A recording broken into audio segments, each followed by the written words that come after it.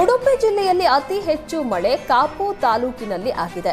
ಮಳೆ ರಭಸಕ್ಕೆ ಕಾಳಿಕಾಂಬಾ ದೇವಸ್ಥಾನದ ಪ್ರಾಂಗಣ ಮತ್ತು ಸಭಾಂಗಣದ ಸುತ್ತಮುತ್ತ ನೀರು ನುಗ್ಗಿದೆ. ಮಳೆಯ ನೀರಿನಲ್ಲಿ ಬ್ರಹ್ಮೋಪದೇಶ ಕಾರ್ಯಕ್ರಮ ನಡೆದಿದೆ. ನೆರೆಯ ನೀರಿನಲ್ಲಿ ನಿಂತು ಕುಳಿತು ಕಾರ್ಯಕ್ರಮದಲ್ಲಿ ಕುಟುಂಬಸ್ಥರು ಆಪ್ತರು ಭಾಗಿಯಾಗಿದ್ದರು. ಮುಂಗಾರು ಮಳೆ ಆರಂಭ ಆಗ್ತಾ ಇದ್ದಂತೆ ಮಂಗಳೂರಲ್ಲಿ ಸರಣಿ ಅನಾಹುತ ಸಂಭವಿಸ್ತಾ ಇದೆ. ಗುಡ್ಡ ಕುಸಿದು 3 ಮೃತಪಟ್ಟ ಬೆನ್ನಲ್ಲೇ ಅಲೆಗಳ ಅಬ್ಬರಕ್ಕೆ ನಾಡದೋಣಿ ಮಗುಚಿ 2 ಮೃತಪಟ್ಟಿದ್ದಾರೆ. ಮಂಗಳೂರಿನ ತೋಟಬೆಂಗ್ರೆ ಅಳಿವೆ ಬಾಗಿಲು ಕಡಲ ತೀರದಲ್ಲಿ ಈ ದುರ್ಘಟನೆ ಸಂಭವಿಸಿದೆ. ಮೀನುಗಾರಿಕೆಗೆ ತೆರಳಿದ್ದ ಯಶವಂತ ಕಮಲಾಕ್ಷ ಜಲಸಮಾಧಿಯಾಗಿದ್ದಾರೆ. ನೀರಿನಲ್ಲಿ ಕಣ್ಮರೆಯಾದ ಮೀನುಗಾರರಿಗೆ ಶೋಧ ಕಾರ್ಯ ಮುಂದುವರೆದಿದೆ. ಜಿಲ್ಲೆಯಲ್ಲಿ ಕೊಂಚ ಮಳೆ ತಗ್ತಾ ಇದ್ದಂತೆ ಕಾರವಾರದ ಬೀಚ್ನತ್ತ ಸಾವಿರಾರು ಪ್ರವಾಸಿಗರ ದಂಡೆ ಬರ್ತಾ ಇದೆ. ಸಮುದ್ರದ ಅಬ್ಬರದ ಅಲೆಯ ನಡುವೆಯೂ ಪೋಷಕರು ಹಾಗೂ ಮಕ್ಕಳು ನೀರಿನಲ್ಲಿ ಆಟವಾಡ್ತಾ ಇದ್ದಾರೆ. ಬೀಚ್ಗೆ ಇಳಿಬಾರದು ಅಂತ ರೆಡ್ ಫ್ಲಾಗ್ ಅನ್ನ ಹಾಕಿದ್ದು ವಿವಿಧೆಡೆಯಿಂದ ಬಂದ ಪ್ರವಾಸಿಗರಿಂದ ನಿರ್ಲಕ್ಷಿಸಲಾಗ್ತಾ ಇದೆ. ಬೀಚ್ ಬಳಿ ಯಾವುದೇ ಹೋಮ್ ಗಾರ್ಡ್ ಸಿಬ್ಬಂದಿ ಆಗಲಿ ಪೊಲೀಸರನ್ನಾಗಲಿ ನಿಯೋಜನೆ ಮಾಡಿಲ್ಲ. ಏನಾದರೂ ಅವಘಡ ನಡೆದ್ರೂ ಹೇಳೋರಿಲ್ಲ ಕೇಳೋರಿಲ್ಲ ಹಾಗಾಗಿದೆ.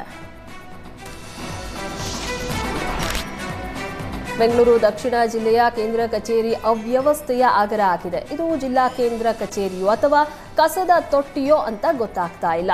ದಿನದಿಂದ ದಿನಕ್ಕೆ ಕಚೇರಿ ನೆಲ ಮಹಡಿಯಲ್ಲಿರುವ ಕಸದ ರಾಶಿ ಗಬ್ಬು ನಾರ್ತಾ ಇದೆ.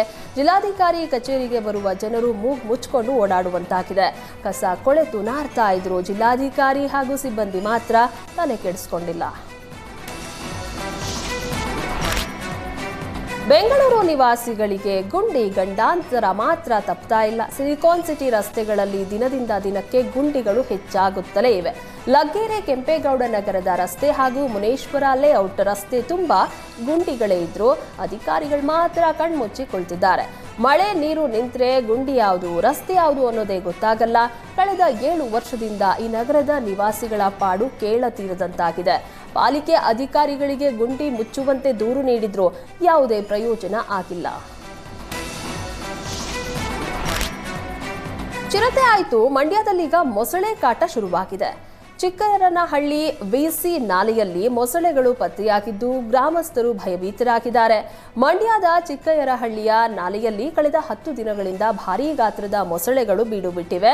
ಮೊದಲೆಲ್ಲ ಇದೇ ಹಳ್ಳದಲ್ಲಿ ಪಾತ್ರೆ ಬಟ್ಟೆಯನ್ನ ಮಹಿಳೆಯರು ತೊಳಿತಾ ಇದ್ರು. ದನ ಕರುಗಳಿಗೆ ನೀರು ಕುಡಿಸೋದು ತೊಳೆಯುವುದಕ್ಕೂ ಇದೇ ಹಳ್ಳದ ನೀರನ್ನ ಬಳಸಲಾಗ್ತಾ ಇತ್ತು. ಆದರೆ ಇದೀಗ ಮೊಸಳೆ ಕಾಟದಿಂದಾಗಿ ಹಳ್ಳದಲ್ಲಿ ದನ ಕರುಗಳಿಗೆ ನೀರು ಕುಡಿಸೋದಕ್ಕೆ ಗ್ರಾಮಸ್ಥರು ಹಿಂದೇಟು ಹಾಕ್ತಿದ್ದಾರೆ.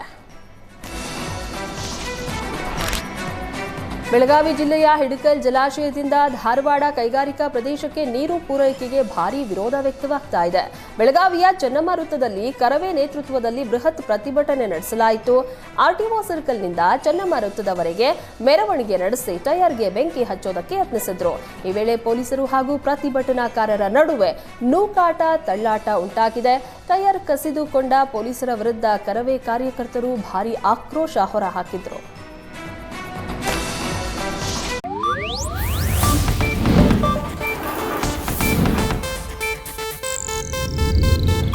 ಇದು ಏಷ್ಯಾನೆಟ್ ನ್ಯೂಸ್ ನೆಟ್ವರ್ಕ್ ಪ್ರಸ್ತುತಿ.